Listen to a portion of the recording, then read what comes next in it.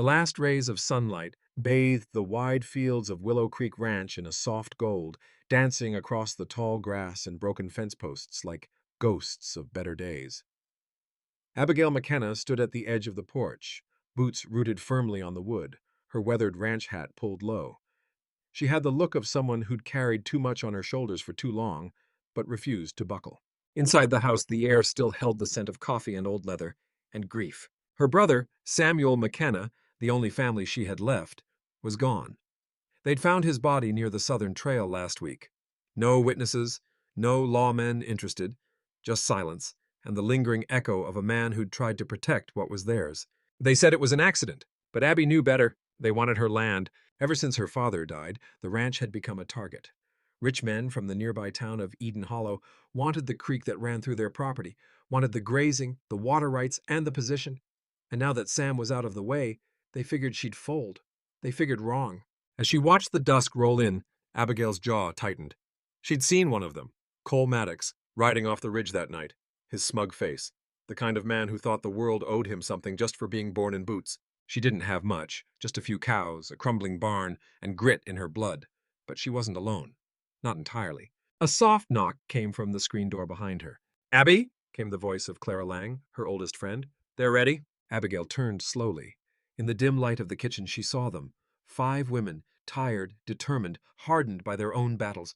Widows, daughters, outcasts, but each one holding the same fire in their eyes, the fire to fight back. She nodded once. "They want a war?" Abigail said quietly. "Then we'll give them a different kind of war. One built with women who had nothing left to lose, and everything left to protect." Morning came not with peace, but with purpose. The women met under the half-collapsed roof of the old horse barn. Abigail, standing with a rifle slung across her shoulder and a map of the ranch spread over a crate, didn't need to raise her voice. These weren't women who needed convincing. They were already in, because life had made them fighters long before this war began. Clara Lang, widow of a railroad man and a crack shot since her teens, folded her arms. "They think we'll stay quiet, that we'll be too scared to stand up.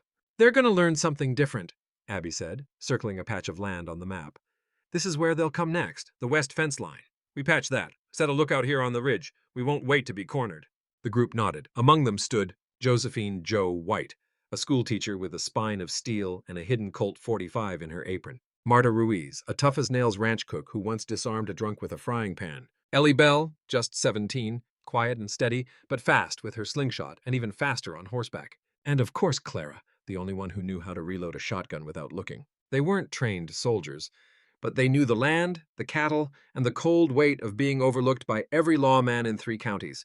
As the women moved to work, patching fences, scouting trails, and checking supplies, Abby rode out toward the far edge of the ranch, the canyon ridge, where her brother had last been seen. The trail was narrow and winding, the wind tugging at her coat like the ghost of a memory. She hadn't cried since Sam died. But now, as she reached the ledge where blood had stained the dirt just days ago, she dismounted and stood still. A hawk cried in the sky above. "I'm sorry, Sam," she whispered. "I should have been with you." She knelt, brushed her fingers over the soil. Then she heard it, a crunch of boots. She rose slowly, hand instinctively resting near her sidearm. From the shadows between the rocks, a figure emerged. Not Cole Maddox, not one of the Eden Hollow boys, but a stranger, tall, dust-covered, a scar along his jaw, a rifle slung on his back and a look in his eye that said he'd seen too much. Abigail didn't lower her hand. "You're on private land," she said firmly. The man didn't flinch. "Then it's good I came for the right reasons." He reached slowly into his coat and held out a folded piece of paper. It was Sam's handwriting. A letter. Abigail's breath caught. "Who are you?" she asked, eyes narrowing. The man met her gaze with something that felt like history. "Name's Luke Callahan," he said. "Your brother sent for me before he died." Back at the ranch, the women paused their work as Abigail rode in fast, her coat flapping behind her like storm flags. She didn't speak at first. Her face was unreadable, but her eyes burned with something new, something old and long buried, hope. Behind her rode the stranger, Luke Callahan, silent and steady like a shadow that didn't quite belong yet. They all gathered at the long wooden table in the house. The letter lay open, Sam's handwriting rough but unmistakable. "If anything happens to me, find Luke Callahan. He served beside me in the territory. He saved my life more than once. If he shows up, trust him. He'll stand by you, Abby. I'd stake my last breath on that." Abigail read it aloud once, then again in silence. Her hands trembled just slightly. "I didn't know he still kept in touch with anyone from the war," Clara said. watching Luke with quiet caution. He didn't, Luke replied. Not often. Just enough to let me know when trouble came. And he said this land meant something more than dirt and fence posts. Abigail folded the letter carefully, then looked him in the eye. You knew him better than most. Luke nodded. I owe him, and I don't break my debts. There was a pause, not one of doubt, but of weight.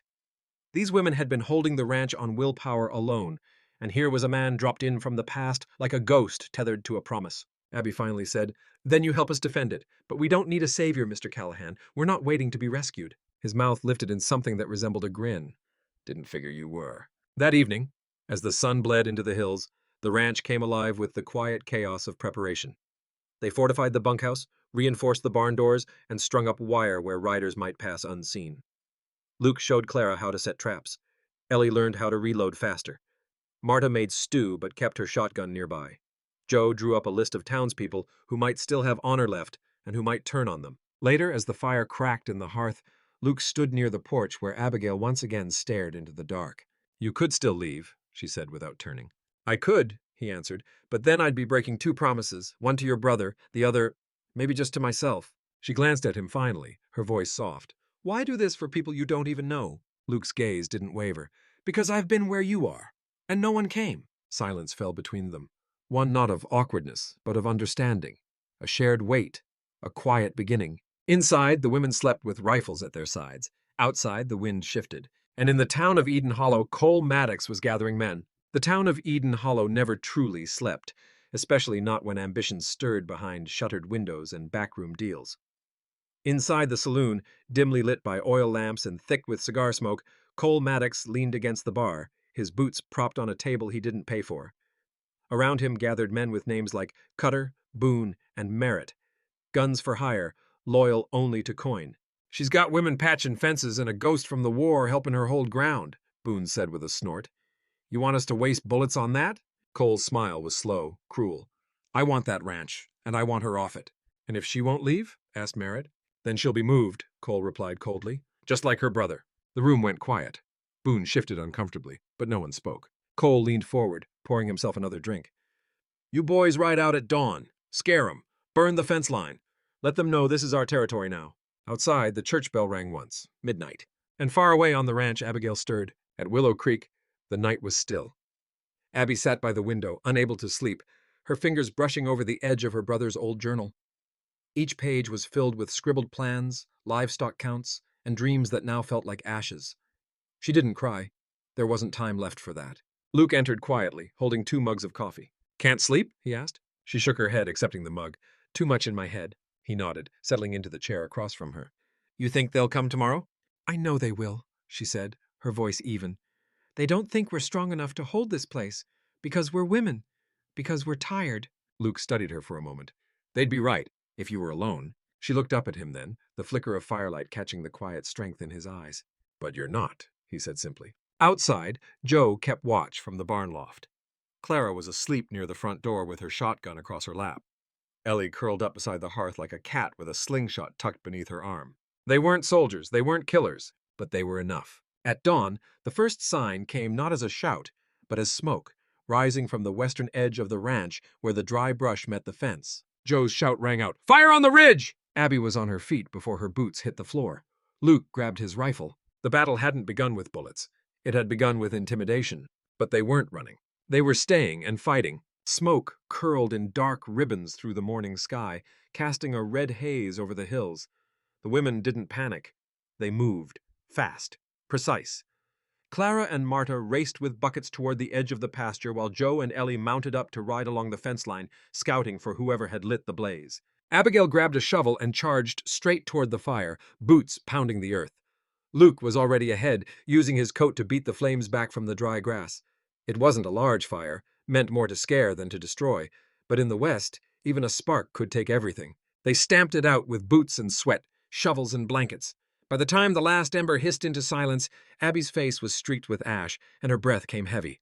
They're not here to talk, she muttered. No, Luke said grimly, that was just a warning. Back at the ranch house, Joe handed Abby a rifle. We've got tracks, 6 horses, maybe 7, headed north after setting the fire. Abigail's jaw clenched. They'll come back. Next time it won't be just smoke. Luke placed a hand on her shoulder, not forceful, but grounding. Then we get ready. They spent the rest of the day reinforcing their defenses. Clara and Ellie set up watch points in the hayloft and treetops near the house. Marta and Joe moved barrels to fortify the front porch. Luke and Abigail rode out to the canyon trail to plant a warning sign. Trespassers would be met with armed resistance. The community nearby still whispered about the women on the ranch. Some mocked, some admired, but none stepped forward to help. That night, around the fire, the women sat in a quiet circle.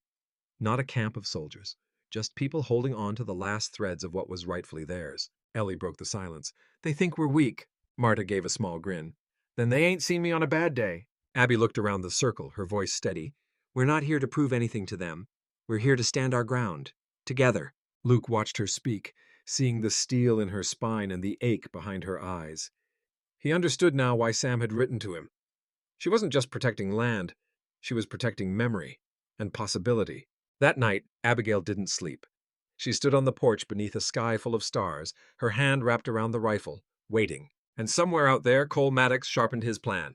He didn't like being ignored. Tomorrow he would bring more than fire. Dawn broke slow and heavy. A strange silence sat over Willow Creek Ranch, the kind that settles before a storm, not of rain, but of reckoning. Abigail tightened the strap on her holster and walked the fence line with Luke, who had barely slept since the fire. Every hoofprint, every broken twig, they noted it all.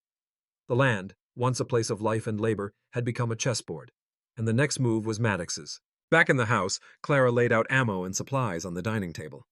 Joe prepared a list of signal calls, one for each side of the ranch. Marta handed out fresh bread and coffee like she was preparing them for church, only this sermon would be written in grit. Ellie posted herself in the lookout above the barn, eyes sharper than glass. She barely blinked. Then, just after mid-morning, the first sound came. A horse's whinny. Then another. Then hooves. Many. Clara's voice rang out from the front. "Riders, South Trail!" Abigail and Luke bolted to the porch. From the tree line, 6 men on horseback emerged, fanning out slowly. Maddox sat in the center, tall in the saddle, wearing a black duster that flapped behind him like wings. He wasn't hiding anymore. Abby stepped forward. "Stay on the porch," Luke said quietly. But she didn't listen. She walked to the gate, rifle in hand, but lowered, her spine straight, boots planted in the dirt. If Maddox wanted to intimidate her, he would have to do more than ride in with shadows. "Well now," Maddox called out, reins loose in his hands. "That's a mighty fine greeting for someone coming to talk peace." Abby's eyes were like cold steel. "You lit my land on fire," he shrugged. "Just trying to warm you up." Luke stepped beside her. "State your business." Maddox's smirk faded. "This land's going to change hands. You know it. Courts won't help you. Town won't help you. You can either walk away with your life or with a fight that'll bury you right beside your brother." Silence. Then Abigail said calmly, "If you try to take this ranch by force, you won't be the one doing the burying." She turned her back on him, turned her back, and walked toward the porch. The insult was deliberate and dangerous. Luke kept his eyes on Maddox as she passed him, whispering, "That was bold." "She needed to see it," Abigail replied without looking back. "So did he." Maddox spat into the dirt.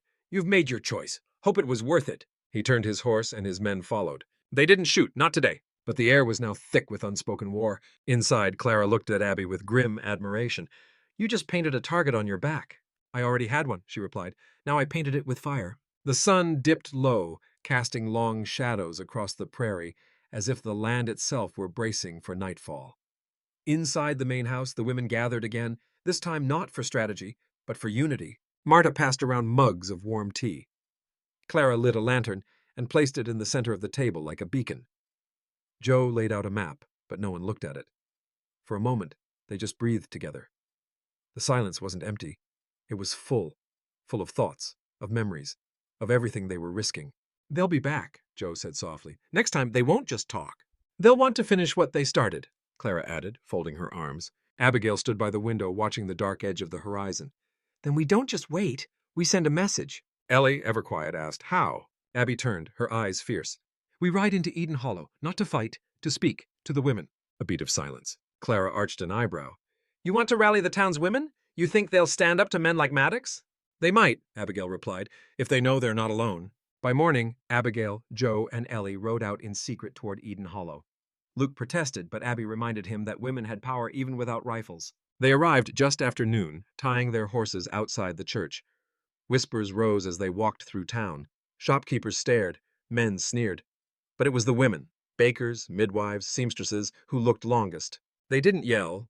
didn't cry, just stepped quietly toward familiar faces, women who once sat beside them in Sunday service or stood next to them in line at the store. One by one, Abigail met their eyes and said the same thing. They're trying to take what doesn't belong to them. They killed my brother, burned my land. You think your land is safe? It won't stop with me. Joe stepped forward. You've all seen it. Your husbands whispered with Maddox. Your boys were offered money. We don't need you to carry guns. Just speak up. Just stand. A young mother named June stepped from the crowd. If I speak, my husband loses his job. Ellie, barely 17, looked her in the eye. If you don't, you lose your voice. There was quiet again. But this time it wasn't resistance. It was realization. By the time Abigail left town, she wasn't alone. Back at the ranch, Luke stood watch as riders approached.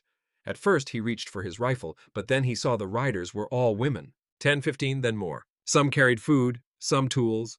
One woman brought her late husband's rifle in a sack she hadn't opened in years. Abigail dismounted and met Luke's astonished gaze. We're not just fighting back, she said. We're building something they can't burn. The sun rose over Willow Creek Ranch with a warmth that felt defiant. What had been a lonely stretch of land now moved with purpose. Women of all ages, mothers, widows, daughters, and grandmothers, worked side by side. Some repaired the roof, others reinforced the barn walls, and many walked the perimeter with sharp eyes and sharper instincts. Luke stood beside the corral, watching the movement with quiet awe. This wasn't what I expected, he admitted. Abigail walked up beside him, wiping sweat from her brow. Neither was losing my brother, but here we are. Luke turned toward her. You've built an army. No, she said, glancing across the women working the land. We built a home worth defending. That's stronger than any army. In Eden Hollow, Maddox was pacing. Women? He barked. You're telling me they got women building barricades? Boone nodded. It's not just the McKenna girl anymore. Half the town's wives are out there now. Even the preacher's daughter left last night. Maddox slammed a bottle onto the table. I wanted this to be clean. Quiet. They're making it loud, Merritt muttered. The room was still. Maddox leaned over the map on his desk. If they want loud, he said, voice low, then let's shake the ground. He pointed to the creek. We hit the spring. Blow the wellhead. Let them dry out. Boone frowned. That's the only water source for 10 miles. Maddox grinned. Exactly. The attack came at dusk. While Abigail and Joe were setting up lookout posts near the ridge, Ellie's voice rang out from the eastern slope. Riders! Coming fast! The women moved instantly. Luke grabbed his rifle and raced toward the creek where smoke was rising. Maddox's men had already set fire to the brush near the waterline. Explosives had been planted around the main well. This wasn't intimidation anymore. It was destruction. But Maddox hadn't counted on one thing. They were ready. Joe and Clara flanked the creek with precision. Marta stood her ground behind a tree stump, firing warning shots. Ellie galloped hard, swinging wide with 2 riders at her tail, and led them straight into a trench the women had dug days before. They fell hard, horses panicked, and dust filled the air. Abigail caught Maddox's eyes across the chaos as she leveled her rifle at the charge. This is your last warning, she shouted. But he didn't slow. Luke fired first, not to kill, but to stop a rider about to light a fuse near the spring. Then the women opened fire, not wildly, not recklessly, with purpose, with control. Maddox's men scattered. One by one, they turned and rode. Not fallen, but rattled. Maddox stayed just long enough to glare across the distance, then yanked his reins and disappeared behind the hills. When it was over, the women stood still, breathless. They had won the first stand. Abigail lowered her rifle slowly and turned to the others. No one burned, she said quietly. No one broken. Luke stepped up beside her. And they'll think twice before coming again. Good, she replied, because next time, we finish it. The wind swept over the ranch with a crisp chill the next morning, brushing across broken twigs, scuffed boots, and the blackened circle where the fire near the creek had tried, and failed, to take hold. The spring still flowed, and Willow Creek still stood. Inside the ranch house, the mood was different now. Not fear, not even relief. Focus. The women had tasted the edge of war, and they'd held their ground. Now it was time to finish what Maddox started. Abigail stood at the head of the table, a map rolled out, her finger pressing on the southern trail, where Maddox and his hired men had fled. They'll regroup, she said. Probably hole up near the hollow. Or worse, Clara added, try again when we're tired. Luke leaned in. They're not used to losing, and Maddox doesn't strike me as someone who lets go easy. Joe looked up. Then maybe we don't wait. Heads turned, Joe continued. He wants this ranch because he thinks it makes him powerful. Let's take that power away. Not with guns, with truth. Abigail narrowed her eyes. You thinking what I'm thinking? That afternoon, Joe and Marta rode to town, not armed, but prepared. They didn't sneak in. They walked straight into the saloon in broad daylight. The room quieted like a church under lightning. Joe climbed up on the piano bench and raised her voice. Cole Maddox tried to burn our ranch. He killed Sam McKenna and wants the spring for himself. You know it. You've all heard it. People froze. Some looked away. Others met her eyes. He says he's doing it for business, for the land, but he's lying. He wants control, and he'll take everything you've built to get it." Then Marta stepped forward, holding up Sam's journal, pages copied and passed to every table. Records, handwriting, witnessed conversations. "Maddox signed deals behind closed doors to buy your water rights next," she said. "He's not just after our home, he's after yours." By nightfall, the town was buzzing. Not with guns, but with rumors that carried weight, because now the women weren't alone in whispering the truth. Back at the ranch, a dust cloud formed on the ridge. Luke raised his binoculars. "One rider," he murmured. "White flag." Abigail stepped forward as the rider approached slowly, hands raised. It was Maddox's younger brother, Thomas, a boy barely 20, face pale with worry. He stopped short of the fence and held out a note. Abigail opened it. "You've made your point. Meet me at Hollow Bluff at first light, one-on-one. End this, Abigail." She read it twice. Clara stepped forward. "He's baiting you." Luke's voice was calm but sharp. "He wants to break your spirit in front of the world." Abigail folded the paper. "Then I'll show him what breaking looks like." Dawn broke in pale gray over the mesas and dry fields. Hollow Bluff stood tall, the wind carving stories into its red rock face as it had for centuries. Now it would witness one more. Abigail arrived alone, as promised, though she knew others waited out of sight. Luke had followed at a distance, and the women from Willow Creek held their breath behind the ridge. But this moment belonged to her. Cole Maddox stood near the edge of the bluff, arms crossed, revolver at his side. He looked tired, angry, and not nearly as invincible as he had once seemed. "You came," he said. "I always do," Abigail replied evenly. He chuckled bitterly. "You really think you've won, don't you?" "I don't have to think it," she said. "I see it. In the faces of every woman who stood beside me, in every man back in town who's starting to realize they backed the wrong cause." Maddox stepped closer, menace flickering in his eyes. "You think I'm going to let a bunch of women run me out of what's mine?" Abigail didn't flinch. "It was never yours." There was a beat of silence. Then Cole drew. It was fast, but not fast enough. Abigail didn't reach for her weapon, because behind him, Luke's voice rang out, steady and clear. "Drop it, Maddox!" He froze. Joe emerged on horseback from the trail, rifle in hand. Clara stepped from the brush with her shotgun. Ellie, Marta, and the others appeared one by one. They weren't hiding anymore. "You're outnumbered," Abigail said softly. "You're outmatched." Maddox's hand trembled, then dropped the revolver. It hit the dirt with a soft, final thud. "You've lost," she said, stepping forward. "And this time the West will remember who stood their ground." 1 week later, the deed to Willow Creek Ranch now bore Abigail McKenna's name alone. Legal, public, respected. Maddox had left Eden Hollow. No one followed him. The women who had joined the fight returned to their homes, but not the same as before. They walked taller, spoke louder, believed more. Luke stayed. He worked the land beside Abigail, repaired the barn roof with Clara, taught Ellie to ride double-handed, and found peace in a place he hadn't expected. One quiet evening, as the stars blinked awake, Abigail stood on the porch beside him. "You came here because of a letter," she said, "but you stayed." He looked at her, his voice low. "Because you reminded me what it means to belong somewhere." She smiled, just a little, and took his hand. Not because she needed saving, but because she had saved something worth sharing.